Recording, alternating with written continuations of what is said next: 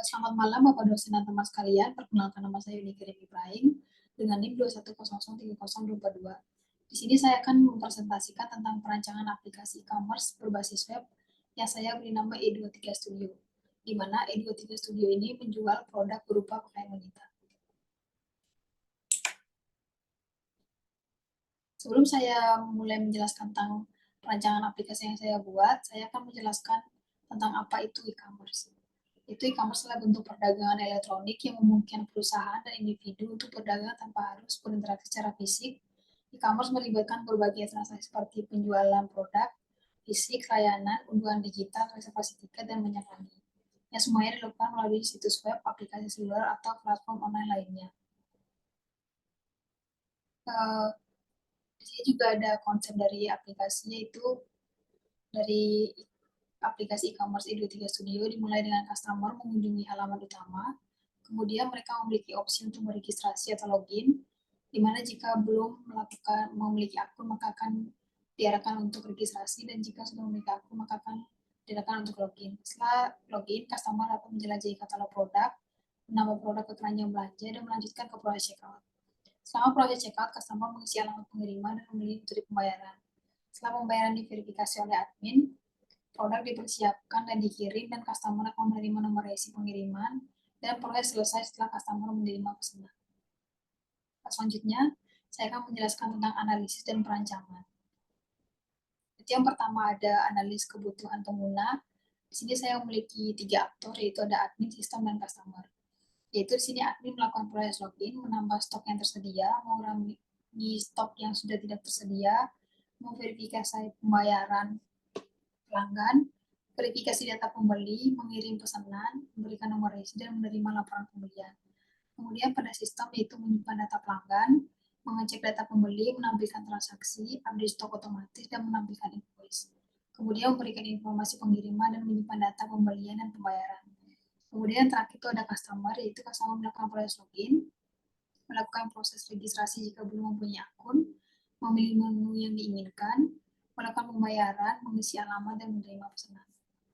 Kemudian selanjutnya itu ada analisis kebutuhan sistem, di mana perangkat lunak XMPP sebagai server web dan database, perangkat lunak pengembangan Visual Studio Code sebagai text editor, sistem operasi Windows 10 untuk pengembangan, 1 unit laptop sebagai perangkat pengembangan, dan perangkat lunak browser Google Chrome untuk mengakses aplikasi. Selanjutnya saya akan menjelaskan tentang analisis tabel bisnis, di mana yang pertama itu ada performance, di mana sistem lama hanya memberikan informasi produk secara terbatas melalui browser dan iklan TV, sedangkan sistem yang diusulkan akan memberikan informasi yang lebih detail tentang produk dan harga secara online melalui aplikasi. Kemudian ada information, di mana sistem lama memberikan informasi produk yang kurang detail dan akurat, sedangkan sistem yang diusulkan akan memberikan informasi produk yang sangat mendetail termasuk harga berat produk, gambar produk, dan deskripsi atau spesifikasi produk lainnya. Yang ketiga ada ekonomik, di mana sistem lama menggunakan media promosi konvensional yang cenderung mahal, sedangkan sistem yang diusulkan akan menghemat biaya promosi dan meningkatkan pendapatan dengan menghadirkan informasi yang lebih berharga. Selanjutnya ada kontrol, di mana sistem lama memungkinkan tindakan kecurangan karena transaksi manual, sedangkan sistem yang diusulkan akan meminimalisir kecurangan dan otomatisasi transaksi. Kemudian ada efisiensi. Sistem lama tergantung pada toko offline, yang berarti jika toko tidak buka, sedangkan sistem yang diajukan tetap berjalan secara online membuka penjual yang berkelanjutan. Yang terakhir ada security, di mana informasi keamanan data masih kurang. Untuk sistem yang diusulkan itu akan memberikan keamanan data pelanggan dan prioritas utama. Selanjutnya saya akan menjelaskan tentang perancangan, di mana yang pertama itu ada flowchart. Itu yang pertama customer akan memulai dan mengakses halaman web, kemudian sistem akan menampilkan halaman registrasi. Setelah itu customer akan menerima tampilan registrasi, kemudian customer akan melakukan registrasi, di mana sistem akan memverifikasi data. Jika datanya salah, maka akan kembali ke halaman registrasi, dan jika datanya benar, akan menampilkan data customer, akan menyimpan data ke dalam data customer. Kemudian jika customer sudah memiliki akun, maka customer akan diarahkan untuk melakukan login, di mana sistem akan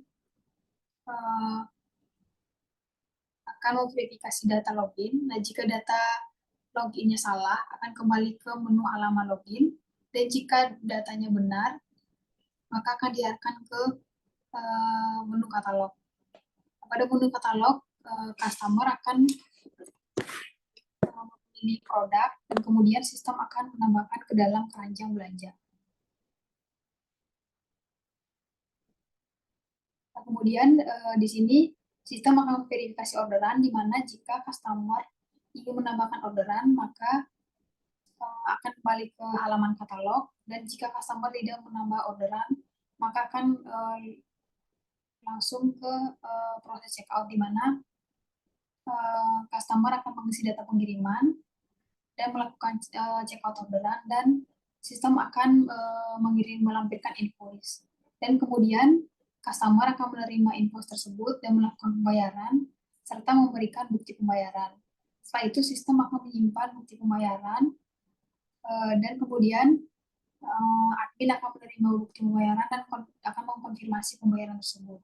Setelah itu pembayaran dikonfirmasi dan customer akan menerima notifikasi pembayaran telah diterima.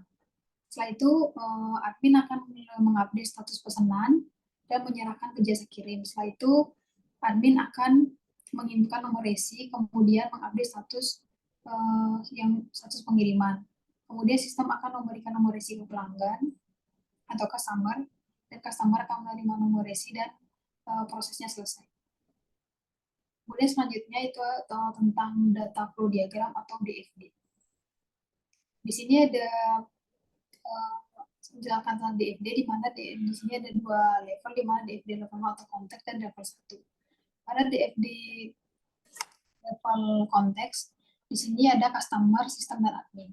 Pada customer akan melihat informasi produk, melakukan order barang, melihat status pesanan, melihat status pembayaran, dan status pengiriman.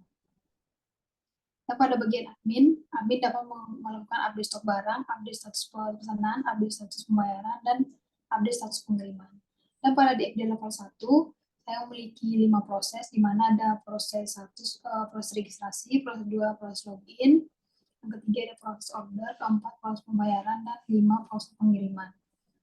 Itu pada proses registrasi, customer akan melakukan registrasi, kemudian admin akan menerima data customer, lalu sistem akan menyimpan data customer ke dalam data customer. Kemudian pada proses kedua, customer melakukan login. Setelah itu akan diproses oleh sistem dan akan dikonfirmasi datanya, lalu data akan disimpan ke dalam data customer. Kemudian admin juga akan melakukan login, di mana data admin akan disimpan ke dalam database data admin.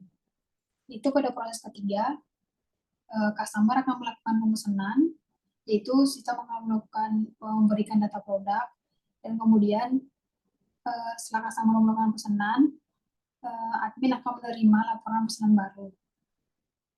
Kemudian admin akan memberikan data persediaan produk. Setelah itu sistem akan menerima data tersebut dan disimpan ke dalam data produk. Dan pesanan akan disimpan ke dalam data pesanan.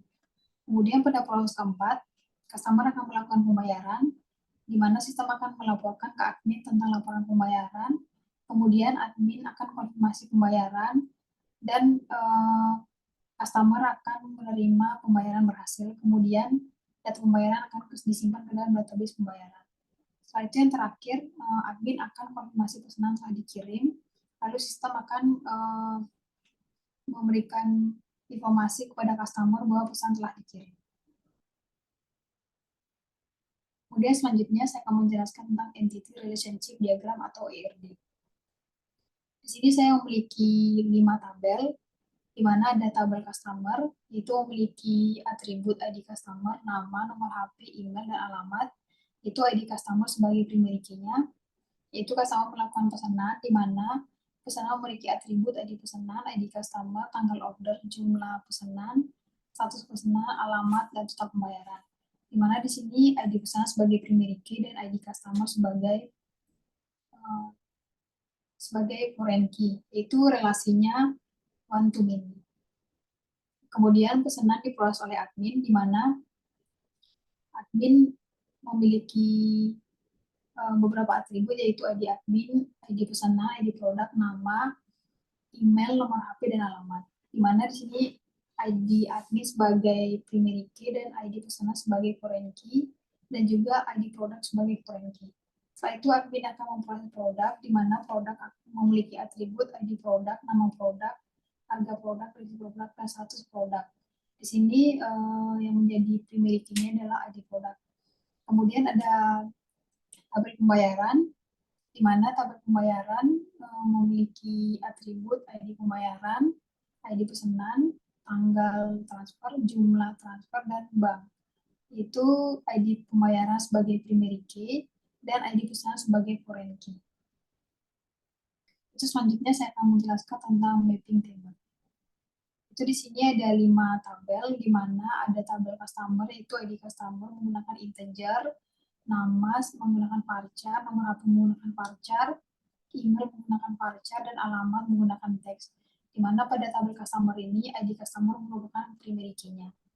Kemudian ada tabel pesanan, di mana ID pesanan menggunakan integer, tanggal order menggunakan date, jumlah pesanan menggunakan integer, status pesanan menggunakan varchar, alamat menggunakan teks, total pembayaran menggunakan integer, ID customer menggunakan integer. Kemudian yang menjadi primary key-nya adalah ID pesanan, dan yang menjadi foreign key-nya adalah ID customer, yaitu tabel yang menghubungkan tabel customer dan tabel pesanan. Kemudian ada tabel admin, itu ada ID admin menggunakan integer, nama menggunakan varchar, nomor HP menggunakan varchar, alamat menggunakan teks, email menggunakan varchar, ID pesanan menggunakan integer, ID produk menggunakan integer. Dimana di sini ID admin menggunakan primary key dan ID pesanan merupakan foreign key dan ID produk merupakan foreign key. Dan pada tabel produk, di sini ada ID produk, nama produk menggunakan varchar, harga produk menggunakan integer, deskripsi produk menggunakan varchar, stok produk menggunakan integer. Itu di sini primary key-nya adalah ID produk. Itu ID produk sebagai foreign key akan menghubungkan ke tabel produk. Dan ID pesanan sebagai foreign key akan menghubungkan tabel admin ke tabel pesanan. Kemudian terakhir itu ada tabel pembayaran, itu ada ID pembayaran sebagai integer, tanggal pembayaran menggunakan date, jumlah pembayaran menggunakan integer, bank menggunakan varchar, ID pesanan menggunakan integer, di mana ID pembayaran itu sebagai primary key dan ID pesanan sebagai foreign key, yaitu foreign key tersebut yang menghubungkan tabel pembayaran dan tabel pesanan. Baik, sekian presentasi saya mengenai perancangan aplikasi e-commerce berbasis web. Terima kasih.